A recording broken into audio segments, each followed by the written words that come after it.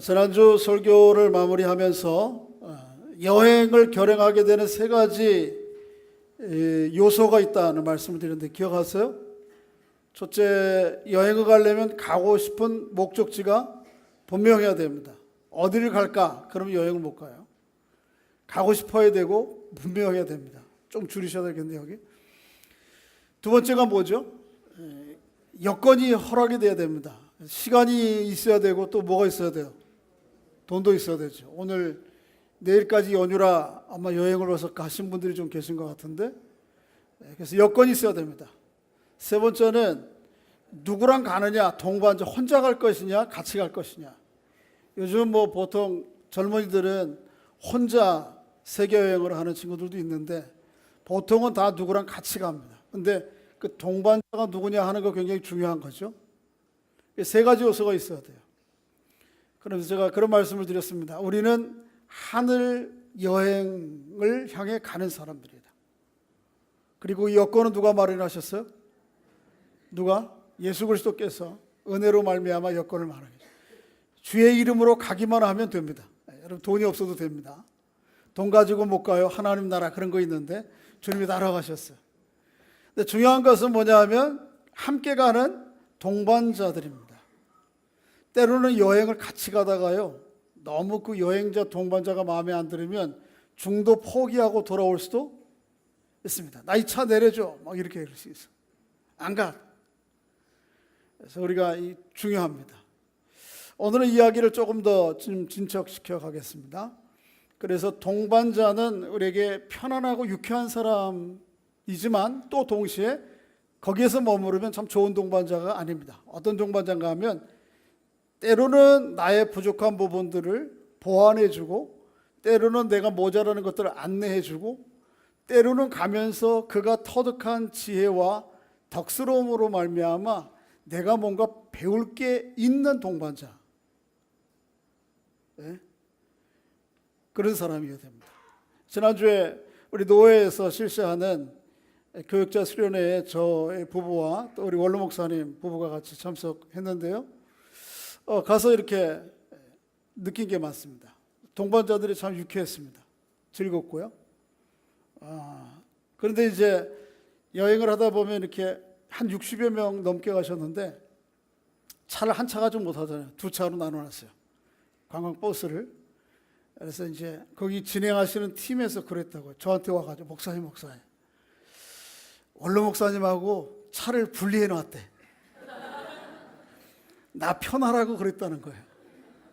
왜 원로 목사님이랑 같이 있으면 불편해요? 한국 교회는 이 원로 목사하고 다 후임 목사하고 같이 있으면 되게 불편한가 봐. 자기들이 알아서 그래놨다는 거예요. 그래서 그 일하는 분들이 저한테 와서 그래서 뭐라 그래야 되나, 고맙다고 그래야 되나 말해야 되나 어떻게 했는지 모르겠어요. 이렇게 분리해서 다녔어요. 그렇지만 이제 뭐 계속 만나게 되잖아요. 식사도 이제 같이 60명이 큰 식당에 가서 미리 거기 가이드 하는 분들이 예약을 해놓으면 몇 시에 딱 도착하면 쫙 차려 있어요. 그러면 테이블에 8, 7명씩, 7, 8명씩 앉아야 되는 거예요. 그 테이블에 가서 이렇게 앉으려고 그러면은 자기가 선호하는 사람들이 있단 말이에요. 거기서 식사도 같이 하게 되잖아요. 근데 원로 목사님 좀 연세가 있고 그러니까 좀 늦잖아요. 늦게 들어오시면 테이블에서 목사님, 저 목사님 일리 오세요 그러는 거다. 물론 이제 연세가 들고 어른이시니까 일리 오십시오 이렇게 예우를 갖추는 것도 있겠지만 그게 단지 연세가 들어서 일리 오시라 그 얘기가 아니고, 또 같이 여행을 하면서 목사님 주변에서 사람들이 같이 걷고 같이 이야기하기를 좋아하는 걸 보면서, 어떤 분은 여행을 마무리하면서 공항에서 헤어지는데 어느 사모님이 그런 거예요. 아버님 만수무강하십시오. 목사님한테, 같은 목사하고 장로 이거 다 그러잖아요. 그런데 목사님한테 목사님 만수무강하십시오. 오래오래 사셔야 된다. 그런 걸 보면서 내가 저렇게 나이 들 수 있을까 그런 생각을 했어요. 이렇게 여행이라고 하는 것이 꼭 구체적으로 어떤 여행뿐만 아니고 한 길을 가는 데 있어서 누군가에게 편안하고 유쾌한 존재만이 아니고 참 어르신이 꼭 가셔야 됩니다. 참, 그래서 그 가운데에서 함께 짧은 식사 시간이지만 대화하는 가운데 느끼고 터득하는 게 있고요. 배우는 게 있고 또 대화 가운데 생활하면서 배우는 게 있어야 되는 것이죠. 이게 우리가 가야 될 인생의 동반자고요. 좋은 여행자입니다. 그런 좋은 여행자들이 우리 원로 목사님뿐만 아니고 저도 여러분도 다 그런 사람들 될 수 있기를 주의 이름으로 소원합니다. 왕파리 한 마리가 설교 들으려고 제일 가까이 와 있네요. 여기. 그래서 우리가 상대에게 유쾌하고 편안한 동반자만이 아니고 뭔가 지혜롭고 덕을 줄 수 있는 사람 되어야 되는 것이죠. 오늘은 이에 대해서 오늘 말씀을 통해 살펴보겠습니다. 사람에게 있어서 정말 시급한 것은 뭐냐 하면 예수 믿는 겁니다. 한번 따라해 보겠습니다. 사람에게 있어서 가장 시급한 것은 뭐 하는 거라고요? 예수 믿는 것입니다. 이것보다 더 시급한 일 없습니다. 그런데 예수 믿는 사람들에게 가장 시급하고 중요한 일은 뭔지 아세요? 그것은 성장하고 성숙하는 것입니다. 예수 모르는 사람들에게 뭐 만사를 제쳐놓고 가장 시급한 것은 예수 믿는 거예요. 예수 만나는 겁니다. 예수 만난 사람들, 예수로 말미암아 거듭난 사람에게 있어서 그때부터 정말 중요한 것은 성장하는 것입니다. 어제도 아까 광고했는데 홍지우 또 노희진 자매 가정에 아이가 태어났어요. 아이가 조그매요. 2점 몇 킬로로. 그래서 걱정을 해. 목사님 우리 애는 너무 작아가지고. 그런데 몇 주 전에 앞서 태어난 또 우리 교우 가운데 하나가 있는데요. 걔는 4점 몇 킬로로 태어났어요. 그러면서 그러는 거예요. 걔는 4점 몇 킬로인데 우리 애는 2점 몇 킬로인데 이거 어떻게 잘하는지 모르겠다고.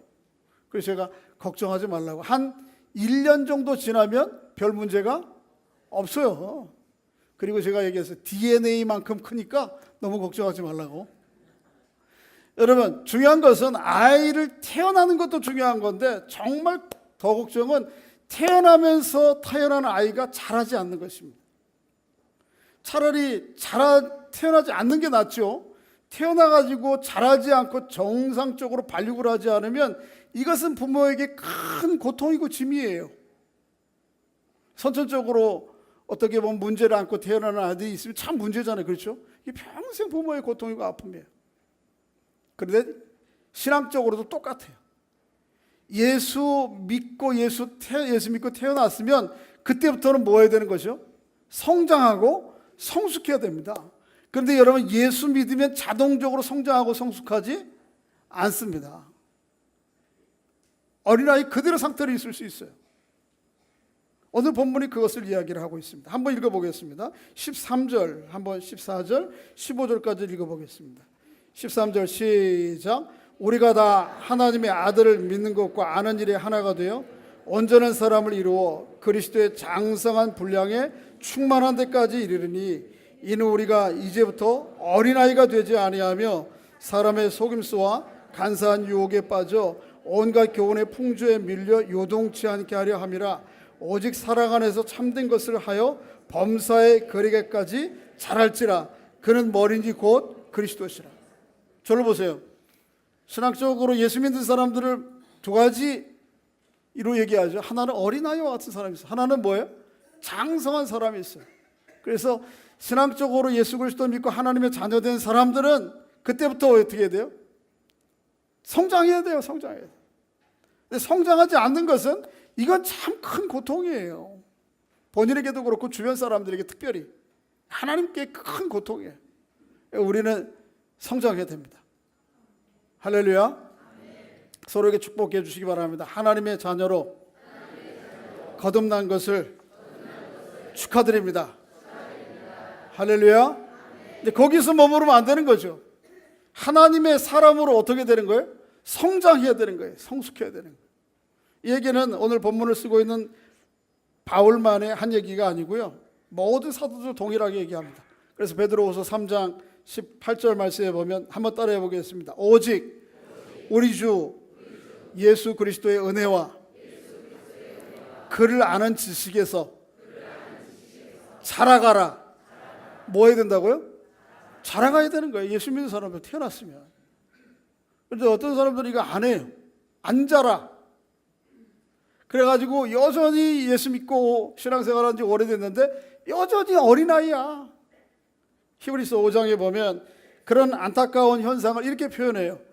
때가 오래되었으므로, 이 얘기는 뭐예요? 예수 믿은 때가 오래되었으므로 너희가 이미 선생이 되어야 마땅한데 아직까지 신앙의 초보에 머물러서 누군가에게 배움을 받고 단단한 음식을 먹지 못하는, 어떻게 해요? 어린아이, 갓난아이와 같은 상태에 있는 것을 히브리서 기자는 탄식해요. 그러니까 우리가 예수 믿고 때가 오래되었다고 해서 성장하지 않고 때로는 여전히 그 자리에 머물러 있어서 어린아이와 같이 혼자 스스로 못 먹고 누가 먹여줘야 먹어요.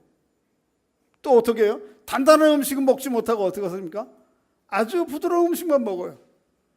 여기 음식을 뭐라고 표현하는가 하면 의의 말씀이라고 그래요. 하나님의 의의 말씀을 경험하지 못해서 그저 누군가가 아이고 애기야 잘한다 잘한다 이거 해주면, 그 다음에 초등학교 애들이 학교에 가면 뭐예요? 참 잘했어요 이 도장 몇 개 찍어주면 그냥 만족해가지고. 그런데 성장한 사람은, 나이가 든 사람은 제가 가져가서 누가 와서 참 잘했어 이 도장 안 찍어줬다고 서운해하지 않잖아요. 그런데 여전히 우리가 때로는 신앙적으로 이렇게 어린아이에 머물러 있고 장성한 그리스도와 같이 장성한 성장한 자리에 이르지 못하는, 그럴 수 있다는 거죠. 그래서 사도 히브리서 기자는 탄식하는 거예요. 너희가 이미 때가 되어서 선생이 되어야 마땅할 텐데 여전히 신앙의 초보에 머물러서 그저 박수 쳐줘 잘했다고 그래야 기분 좋고, 당신 최고라고 그래야 기분 좋고, 참 잘했어요 도장 찍어줘야 기분 좋고, 그거 아니면 어떻게 해요? 좀 우리에게 부담도 되고, 때로는 성인이기 때문에 어른이기 때문에 부모이기 때문에 져야 되는 짐이 있잖아요. 이런 것들도 마땅히 지고 대가를 치러야 되는데 이런 거에 대해서는 회피하는, 성장해야 됩니다. 한번 다시 한번 서로에게 축복해 주시기 바랍니다. 그리스도의 은혜와 그를 아는 지식에서 자라가십시오. 할렐루야. 이것은 평생 해야 되는 직업입니다. 해야 되는 일입니다. 평생 해도 부족한 것, 또 평생 해도 가치 있는 것입니다. 여러분과 제가 때로는 머물러 있는 여러분에게 주신 은사와 능력 따라서 어떤 분야에 전문가가 되고 또 특별한 사람이 되어서, 능력 있는 사람이 되어서 그것으로 말미암아 사람들에게 칭찬도 듣고 사회적 지위도 얻고, 아니면 그것으로 말미암아 소득도 늘어날 수 있습니다. 근데 그것보다 더 중요한 것, 그런 것은 다 끝나요. 언젠가는 끝나. 예를 들면 지금 좋은 직장 지위를 가지고 있다, 어떻게 해서 내가 저 단계에 올라가야 되겠다, 이거 뭐 한 65, 60이면 끝나야 되는 거잖아요. 돈 버는 거 열심히 벌어서 내가 좀 해야 되겠다, 그거 언젠가는 그거 하고 싶어도 못하는 거예요. 다 모든 게 한시적입니다. 그러나 일평생 죽는 순간까지 계속 할 수 있는 일 하나 있어요. 그게 뭐예요?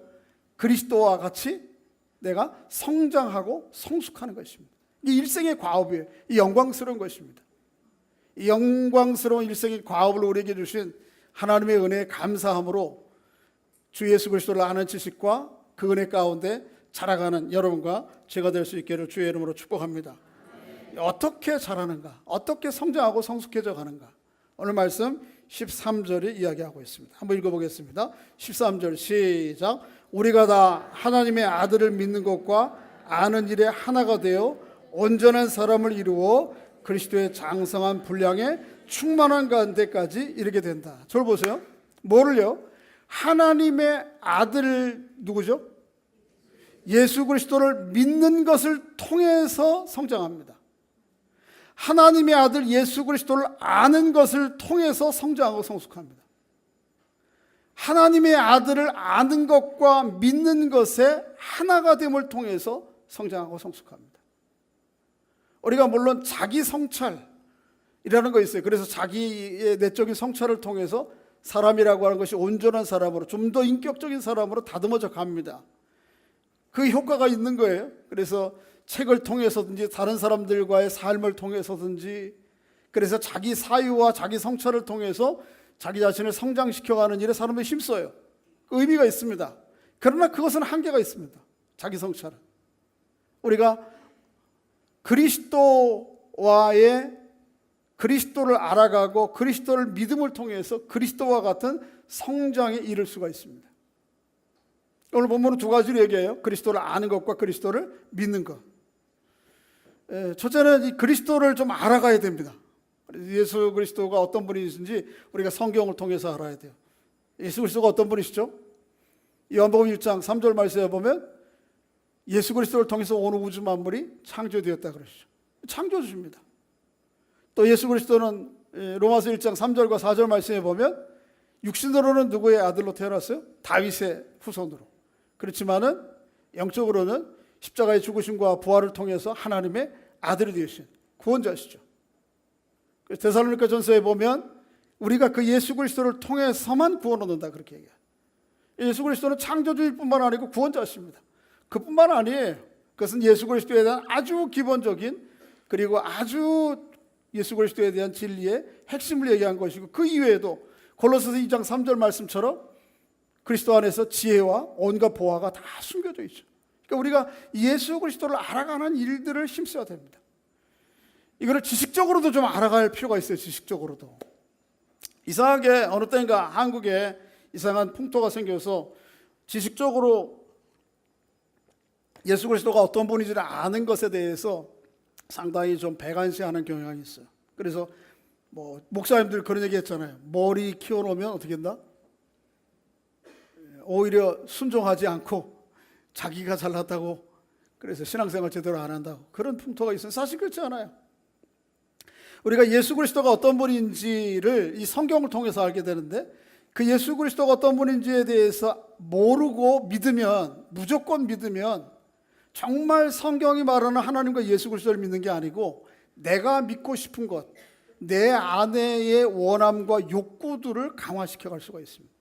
그러니까 우리 사람 안에는 예수 믿는 사람 아니더라도 모든 사람들 안에는 종교적 심성이 있어요. 이게 하나님의 형상을 따라 지음받은 인간이기 때문에 그렇습니다. 그래서 한국 여기뿐만 아니고 저 아프리카, 유럽 어디에 가도 저기 뭐 알래스카에 있는 사람이라도 모든 인간들 마음 가운데에는 절대적이고 초월적 존재에 대한 악망이 있어요.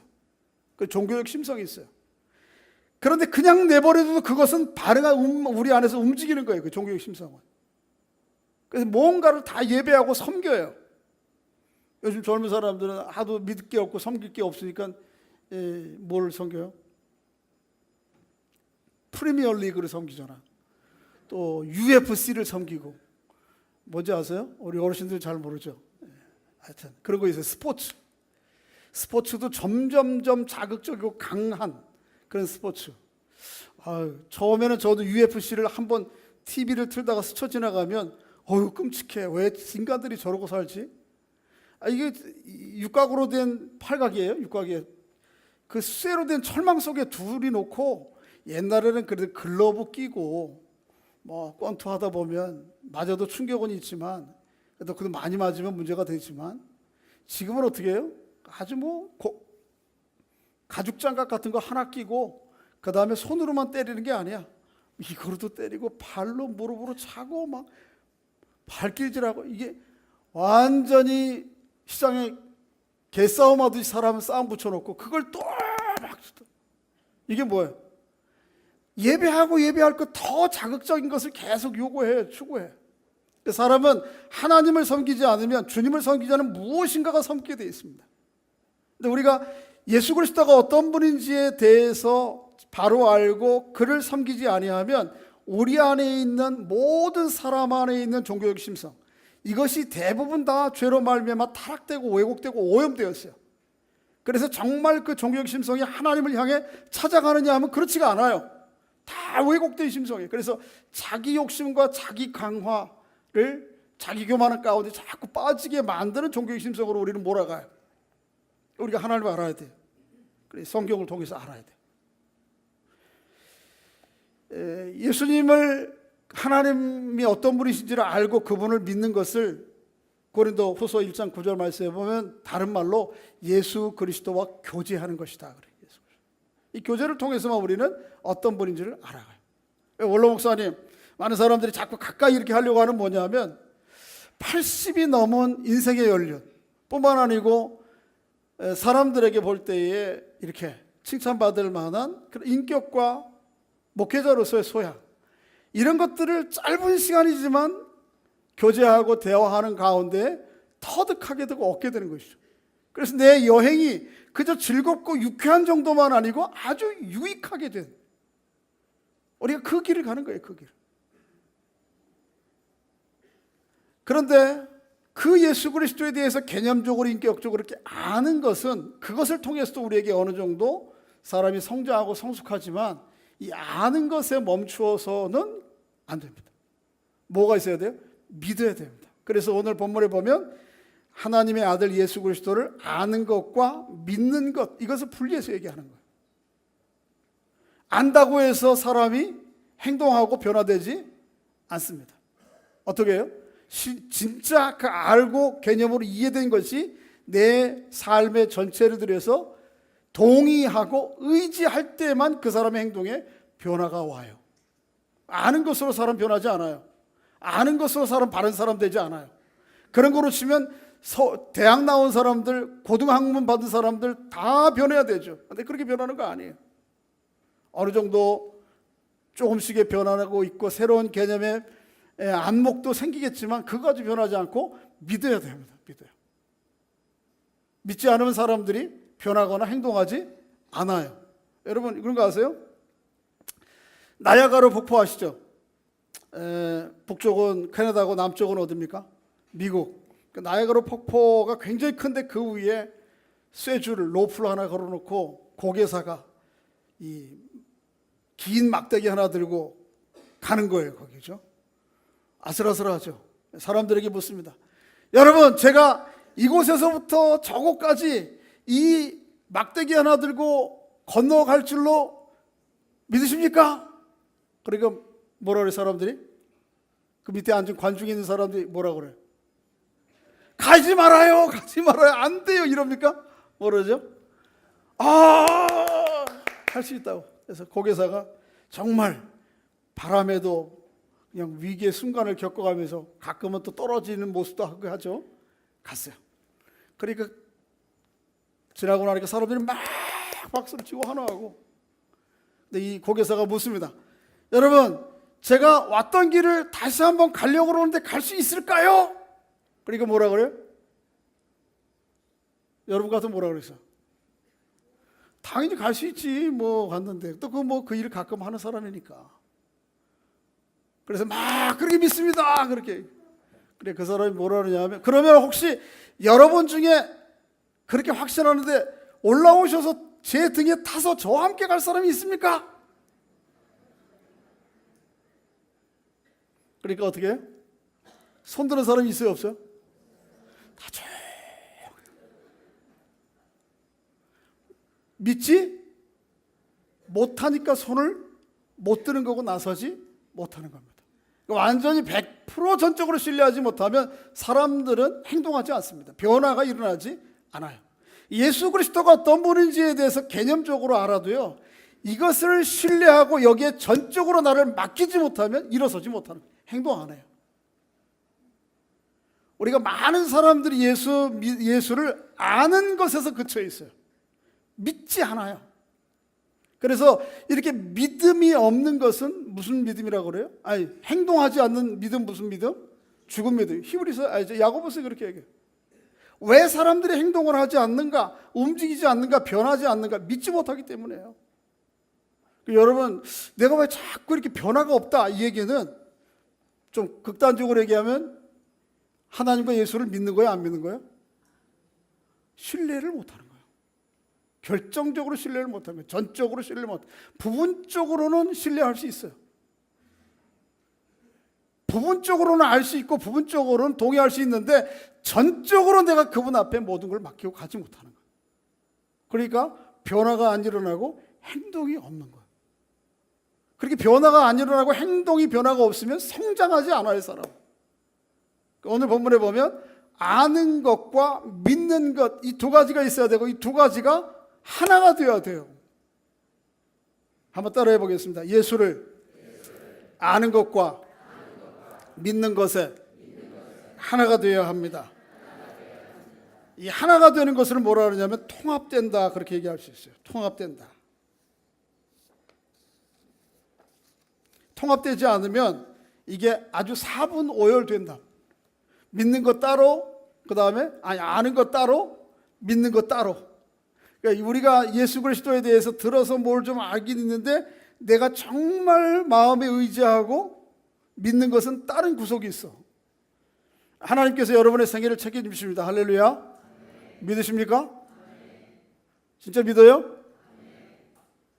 그런데 말은 우리가 그렇게 고백을 하는데 믿는 구석은 딴 데 있어. 뭘 믿어? 은행 잔고 믿어. 예? 그런데 이렇게 하나님이 어떤 분이시, 예수 그리스도가 어떤 분이시 아는 것과 믿는 것이 이 통합이 되고 하나가 될 때 비로소 영적으로 신앙적으로 성장하고 성숙해요. 변화가 일어나고 행동이 있어요. 그럴 때 비로소 능력이 나타나고 하나님의 지혜가 그 가운데 역사하기 시작합니다. 그러니까 아는 대로 믿는 여러분과 제가 될 수 있기를 주의 이름으로 축복합니다. 신앙생활이 성장하면 성숙할수록 점점점 우리의 믿는 것과 아는 것이 통합되어 가요. 하나가 되어 가. 누구와 먼저? 예수 그리스도와 연합을 이루고 뿐만 아니고 예수 그리스도에 대한 하나님의 말씀의 깨달음이 점점점 우리 안에서 하나가 되고 통합이 돼요. 분열되지 않아요.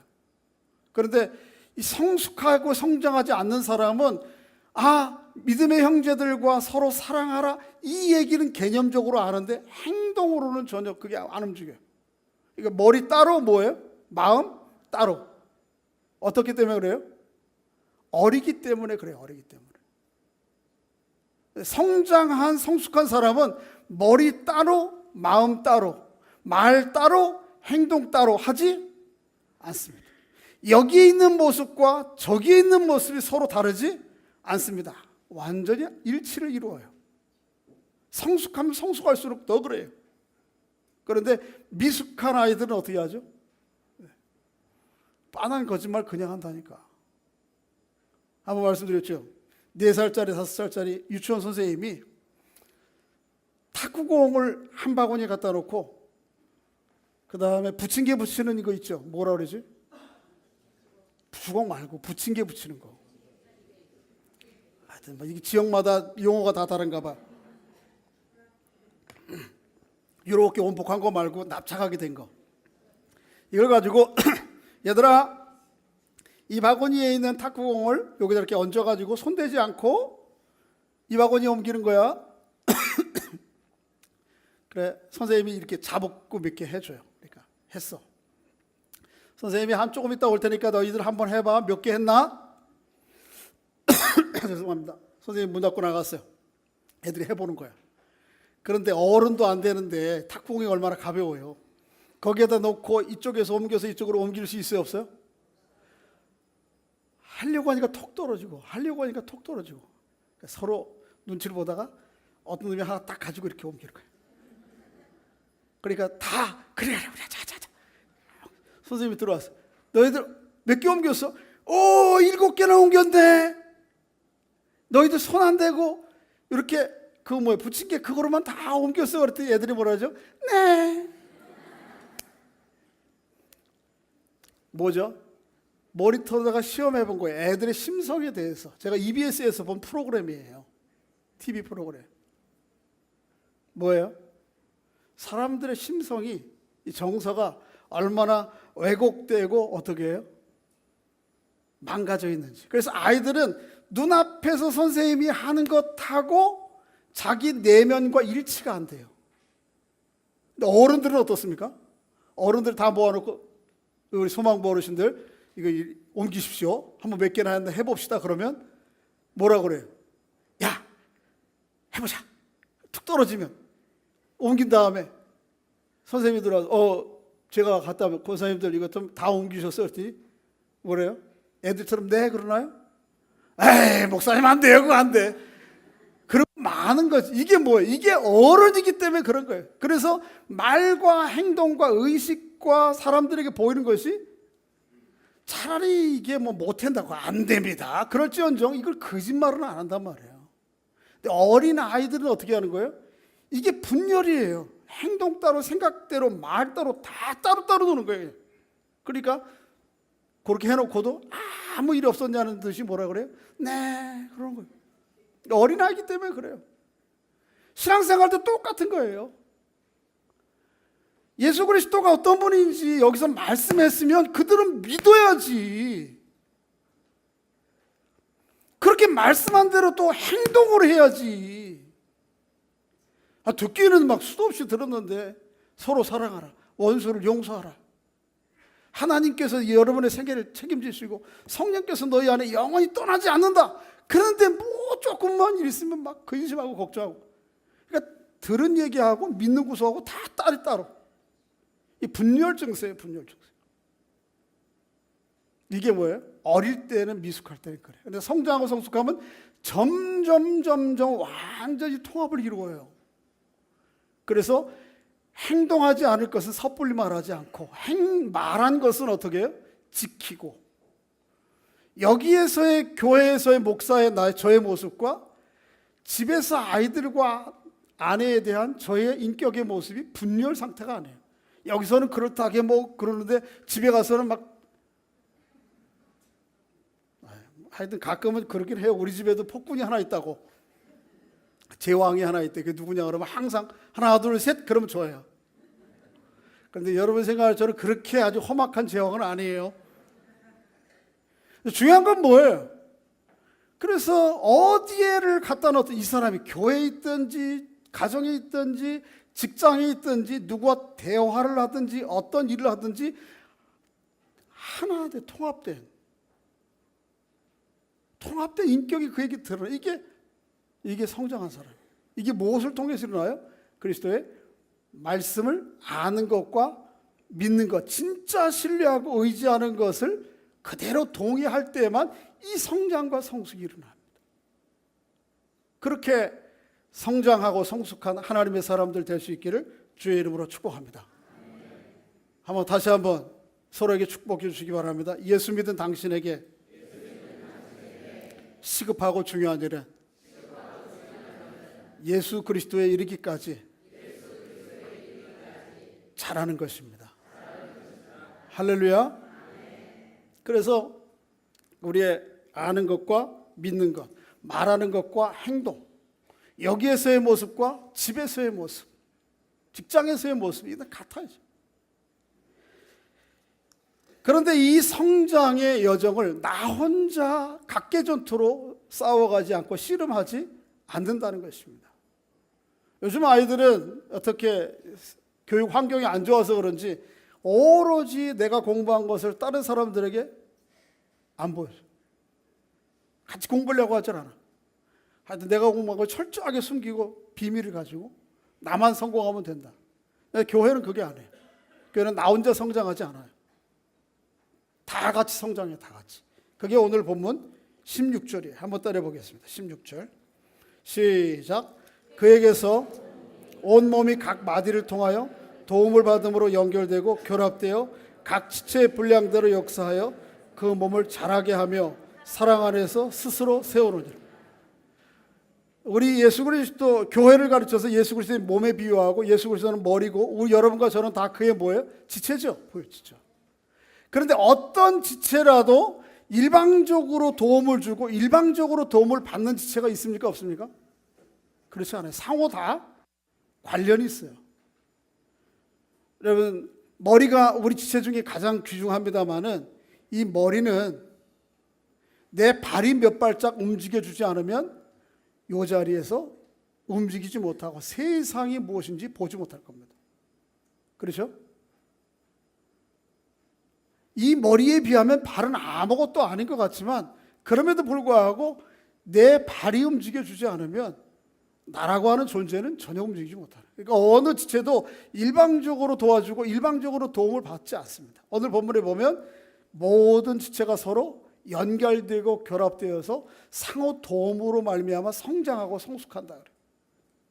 우리가 서로의 믿음의 형제들을 주변에 둔 이유는 그 형제를 통해서 내가 도움받기 위해서입니다. 나를 통해서 그 형제가 어떻게 도움을 받기 위해서입니다. 교회는 뭐 하는 것이냐 하면 서로 가르치고 서로 배우는 것입니다. 서로 도움을 주고 서로 도움을 받는 것입니다. 이 몸의 모든 지체가 어느 지체가 일방적으로 도움을 주고 도움을 받는 것이 없는 것처럼 상호 간에 그런 것입니다. 그래서 제자 훈련하다 보면 그래. 내가 그래 권사인데. 제자 훈련 양육자가 누구예요? 집사야. 내가 어떻게 집사한테 뭘 배워? 아닙니다.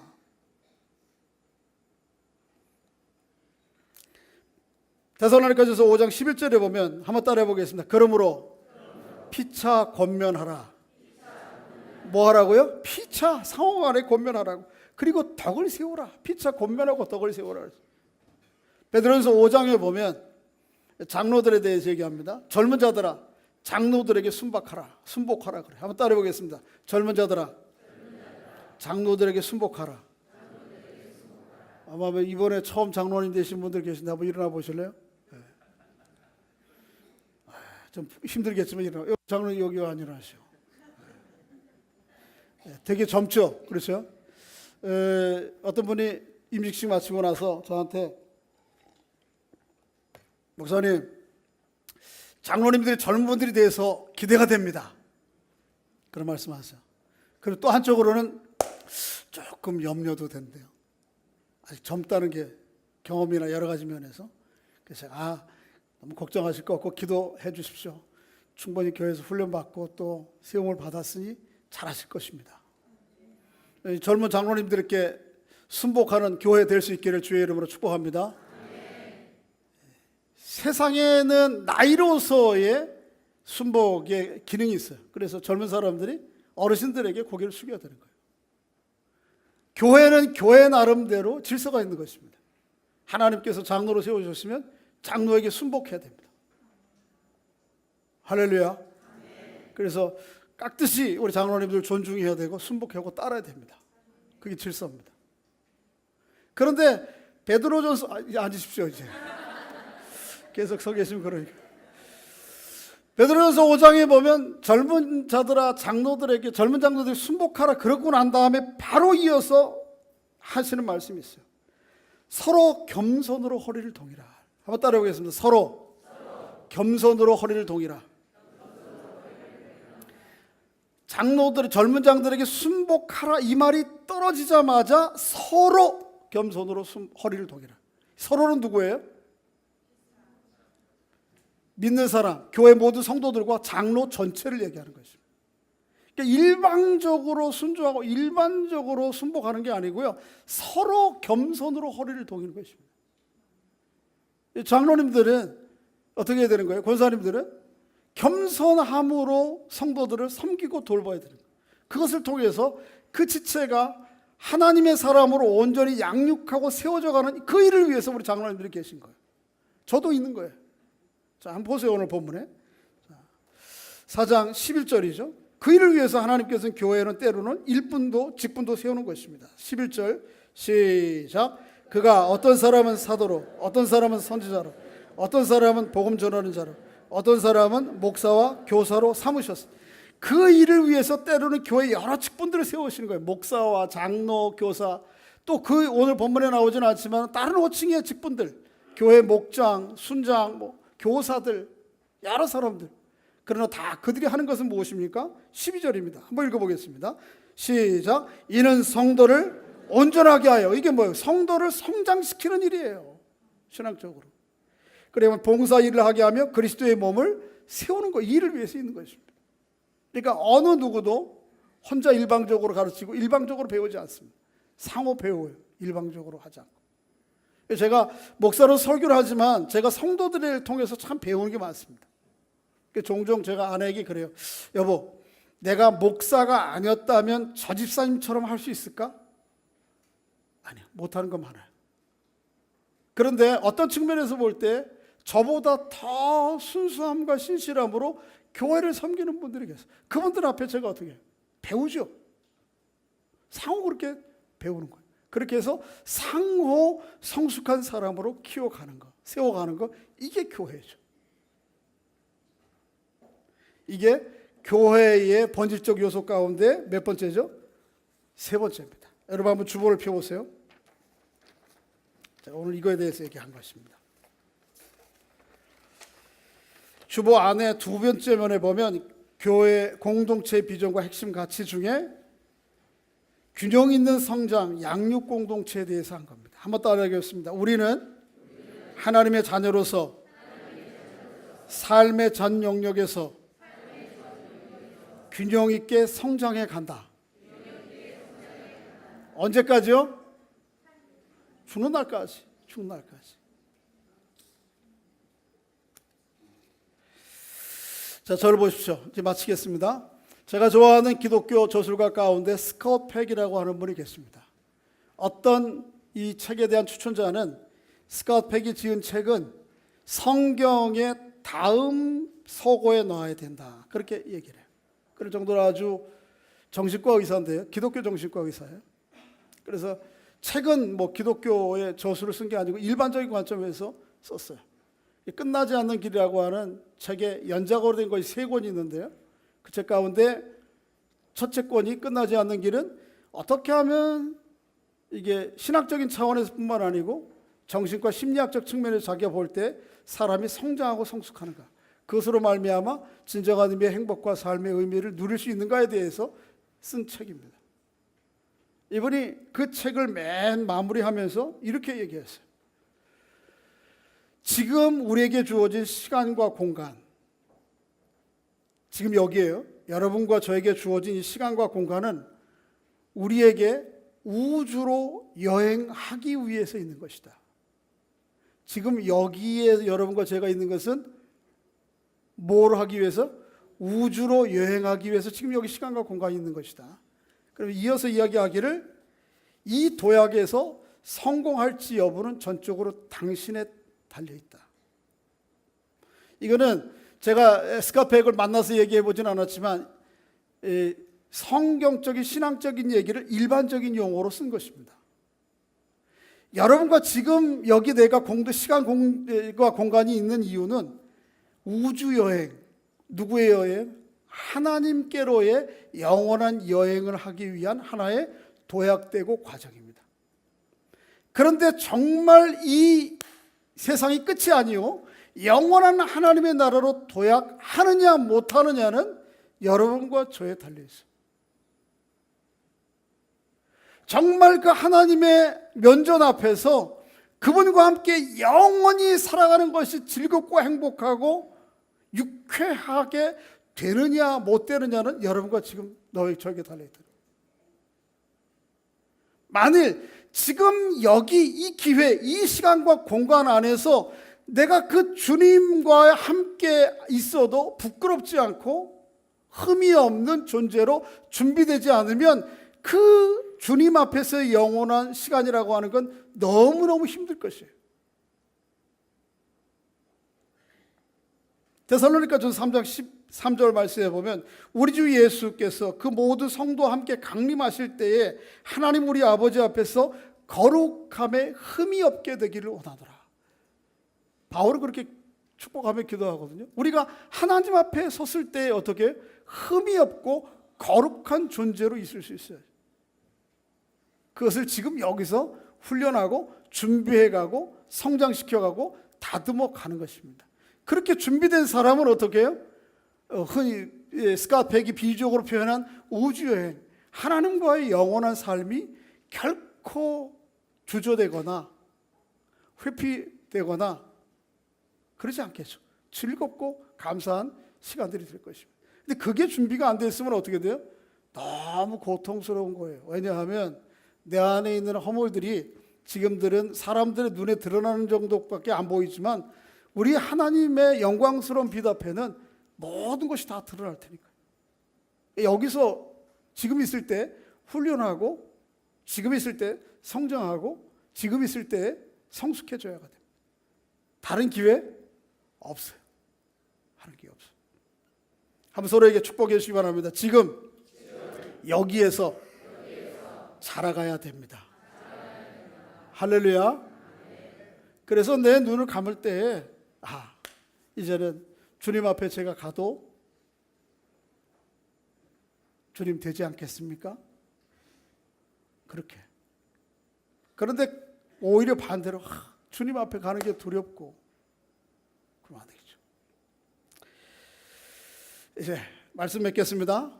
이 여러분과 저에게 주어진 이 시간과 공간들은 우주로 하나님께로 도약하느냐 못하느냐 그것을 위한 도약대입니다. 이곳에서 충분히 그리스도의 사람으로 성장하고 성숙해서 주님 앞에 넉넉하게 이르는 여러분과 제가 될 수 있기를 주의 이름으로 축복합니다.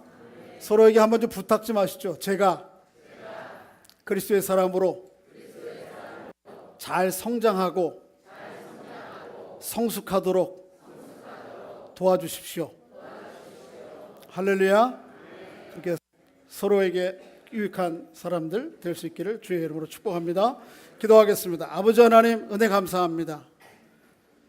교회로 저희들을 불러 모아 주셔서 주 예수 그리스도를 영접한 하나님의 사람들이 주 예수 그리스도의 장성한 분량에 이르기까지 서로 성장하고 성숙해 가는 일에 함께 유익하게 도울 수 있는 그런 관계로 저희들을 맺어 주신 것 감사합니다.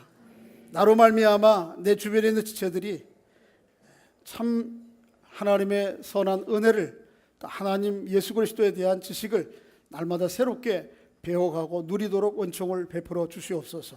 또 피차 겸손으로 허리를 동이고 서로 가르치고 서로 배우는 공동체 되어 우리 교회도 하나님 보시기에 성숙하고 아름다운 거룩한 공동체로 세워져 갈 수 있도록 주께서 은혜를 베풀어 주시옵소서. 우리의 일평생 주님 앞에 가는 그 순간까지 이 여정을 멈추지 않게 하시고 이 여정에 힘쓸 수 있도록 주여 은혜를 베풀어 주시옵소서. 예수님의 이름으로 기도하옵나이다. 아멘.